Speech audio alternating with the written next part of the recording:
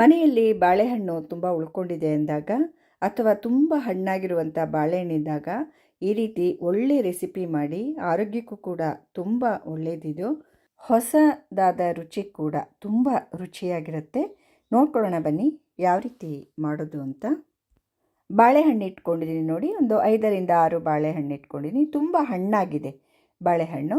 ಇದನ್ನು ನಾನು ಈಗ ಎಲ್ಲ ಸಿಪ್ಪೆ ಎಲ್ಲ ತೆಗೆದುಬಿಟ್ಟು ಮಿಕ್ಸಿ ಜಾರಿಗೆ ಹಾಕ್ಕೊಳ್ತಾ ಇದ್ದೀನಿ.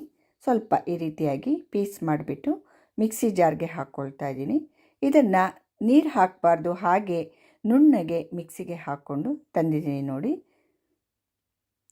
1 ಕಪ್ ಬಾಂಬೆ ರವೆ ಅಥವಾ ಉಪ್ಪಿಟ್ಟು ರವೆ ಇದನ್ನು ಹುರ್ಕೊಳ್ತಾ ಇದ್ದೀನಿ. ಸ್ವಲ್ಪ ಕೆಂಪಗಾಗುವವರೆಗೆ ಇದನ್ನು ಹುರ್ಕೋಬೇಕು. ಈಗ ಇದು ಕೆಂಪಗಾಗಿದೆ ಸ್ವಲ್ಪ, ಅದನ್ನು ತೆಗೆದಿಟ್ಕೊಂಡಿದ್ದೀನಿ. ಒಂದು ಬಾಣಲೆಗೆ 1 ಟೇಬಲ್ ಸ್ಪೂನಷ್ಟು ತುಪ್ಪ ಹಾಕ್ಕೊಂಡಿದ್ದೀನಿ. ಈ ಬಾಳೆಹಣ್ಣನ್ನು ಮಿಕ್ಸಿಗೆ ಹಾಕ್ಕೊಂಡಿದ್ವಲ್ವ, ಅದನ್ನು ಹಾಕ್ಕೊಳ್ತಾ ಇದ್ದೀನಿ ತುಪ್ಪದ ಜೊತೆಗೆ. ಸ್ವಲ್ಪ ಹೊತ್ತು ಹೀಗೆ ನಾವು ಇದನ್ನು ಕೈಯಾಡಿಸ್ತಾನೆ ಇರಬೇಕು, ಕೈ ಬಿಡದ ಹಾಗೆ ಇದನ್ನು ಕೈಯಾಡಿಸ್ತಾನೆ ಇರಬೇಕು. ಕ್ರಮೇಣ ಇದು ಸ್ವಲ್ಪ ಕಲರ್ ಚೇಂಜ್ ಆಗ್ತಾ ಹೋಗುತ್ತೆ. ಈಗ ನೋಡಿ, ಸ್ವಲ್ಪ ಕೇಸರಿ ದಳನ ನೀರಿನಲ್ಲಿ ನೆನೆಯೋದಕ್ಕೆ ಹಾಕಿದ್ದೆ ಮೊದಲೇ, ಒಂದು 10 ನಿಮಿಷಕ್ಕಿಂತ ಮೊದಲು. ನೀರಿನಲ್ಲಿ ಚೆನ್ನಾಗಿ ನೆನೆಯೋದ್ರಿಂದ ಅದು ಫ್ಲೇವರ್ ಚೆನ್ನಾಗಿ ಬಿಟ್ಕೊಳ್ಳುತ್ತೆ, ಹಾಗೂ ಕಲರ್ ಕೂಡ ಸ್ವಲ್ಪ ಚೆನ್ನಾಗಿ ಬರುತ್ತೆ. ಆದ್ದರಿಂದ ಕೇಸರಿ ಹಾಕಿದ್ದೀನಿ. ಇವಾಗ ಕೇಸರಿ ಹಾಕಿದ ಮೇಲೆ ನೋಡಿ, ಕೈ ಆಡಿಸ್ತಾನೆ ಇದ್ದೀನಿ. ಈ ರೀತಿಯಾಗಿ ಆಗಿದೆ. ಕಾಯಿ ತುರಿ 1 ಕಪ್ಪು, ಇದನ್ನು ಮಿಕ್ಸಿಗೆ ಹಾಕ್ಕೊಂಡ್ಬಿಟ್ಟು ಮಿಕ್ಸಿ ಜಾರ್ಗೆ ಸ್ವಲ್ಪ ತರಿತರಿಯಾಗಿ ಪುಡಿ ಮಾಡಿ ಹಾಕ್ಕೊಂಡಿದ್ದೀನಿ. 1 ಕಪ್ ಕಾಯಿ ತುರಿ ಹಾಕಿ ಅದನ್ನು ಕೂಡ ಕೈ ಆಡಿಸ್ಕೊಳ್ತಾ ಇದ್ದೀನಿ.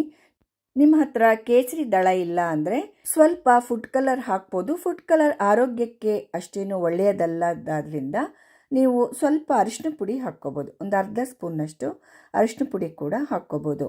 ಈಗ ಉರಿದಂತಹ ರವೆ ಹಾಕ್ಕೊಳ್ತಾ ಇದ್ದೀನಿ ನೋಡಿ. ರವೆ ಹಾಕ್ಕೊಂಡ್ಮೇಲೂ ಈ ರೀತಿ ಕೈಯಾಡಿಸ್ತಾನೆ ಇರಬೇಕು.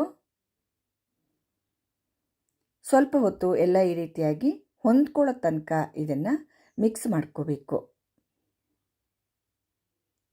ಈಗ ನೋಡಿ, ಎಲ್ಲ ಚೆನ್ನಾಗಿ ಹೊಂದ್ಕೊಳ್ತಾ ಇದೆ, ತಳ ಬಿಡ್ತಾ ಇದೆ. ಮತ್ತೆ 1 ಕಪ್ ಹಾಲು ಹಾಕ್ಕೊಳ್ತಾ ಇದ್ದೀನಿ.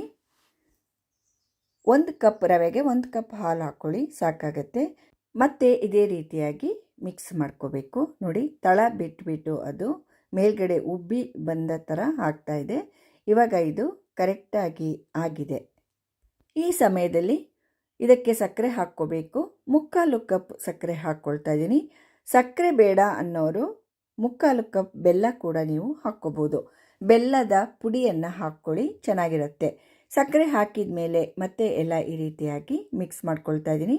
ಸಕ್ಕರೆ ಹಾಕಿದ ಮೇಲೆ ಸ್ವಲ್ಪ ತೆಳು ಆಯಿತು ನೋಡಿ. ಇದೇ ರೀತಿ ಮಾಡ್ತಾಯಿದ್ರೆ ಗಟ್ಟಿ ಆಗತ್ತೆ. ತುಪ್ಪ ಹಾಕ್ಕೊಂಡೆ, 1 ಟೀ ಸ್ಪೂನಿನಷ್ಟು ತುಪ್ಪ ಹಾಕ್ಕೊಂಡಿದ್ದೀನಿ. ಮತ್ತೆ ಎಲ್ಲ ಮಿಕ್ಸ್ ಮಾಡ್ಕೊಳ್ತಾ ಹೋಗಬೇಕು ಇದೇ ರೀತಿಯಾಗಿ. ಇನ್ನು ಸ್ವಲ್ಪ ಗಟ್ಟಿಯಾಗ್ತಾ ಬರುತ್ತೆ. ಇದು ತಳ ಬಿಡುವ ತನಕ ನಾವಿದನ್ನು ಮಿಕ್ಸ್ ಮಾಡ್ಕೋಬೇಕು. ನೋಡಿ, ತಳ ಬಿಡ್ತಾ ಇದೆ. ಈ ರೀತಿ ಆಗೋ ತನಕ ಇದನ್ನು ಮಿಕ್ಸ್ ಮಾಡ್ಕೋಬೇಕು. ಇವಾಗ ನಾನು ಗ್ಯಾಸ್ ಸ್ಟವ್ನ ಆಫ್ ಮಾಡಿಬಿಟ್ಟು ಇದು ತಣ್ಣಗಾಗೋದಕ್ಕೆ ಬಿಡ್ತೀನಿ. ಬೇರೆ ಪಾತ್ರೆಗೆ ಹಾಕಿದ್ರೆ ಬೇಗ ತಣ್ಣಗಾಗತ್ತೆ. ಈಗ ನಾನು ಬೇರೆ ಒಂದು ಪಾತ್ರೆಗೆ ಹಾಕ್ಕೊಂಡಿದ್ದೆ, ನಾವು ಮಾಡ್ಕೊಂಡಿದ್ದೆಲ್ಲ ತಣ್ಣಗಾಗಿದೆ, ಕೈಯಲ್ಲಿ ಮುಟ್ಟುವಷ್ಟು ಬಿಸಿಯಾಗಿದೆ. ಕೈಗೆ ಸ್ವಲ್ಪ ತುಪ್ಪ ಸವರ್ಕೊಂಡ್ಬಿಟ್ಟು ಈ ಉಂಡೆಯನ್ನು ತಗೊಂಡು ಈ ರೀತಿ ದುಂಡಗೆ ಇದನ್ನು ಉಂಡೆ ಮಾಡ್ಕೋಬೇಕು. ನೋಡಿ ಎಷ್ಟೊಂದು ಚೆನ್ನಾಗಿ ಶೈನಿಂಗ್ ಆಗಿದೆ ಅಂತ. ತುಪ್ಪ ಹಾಕಿದ್ದೀವಲ್ವ, ಆದ್ದರಿಂದ ಕಾಯಿ ತುರಿ ಎಲ್ಲ ಹಾಕಿರೋದ್ರಿಂದ ಆ ರೀತಿ ಶೈನಿಂಗ್ ಬರುತ್ತೆ. ಇದೇ ರೀತಿ ಎಲ್ಲ ಉಂಡೆಗಳನ್ನು ನಾನಿವಾಗ ಮಾಡಿ ಇಟ್ಕೊಂಡಿದ್ದೀನಿ ನೋಡಿ.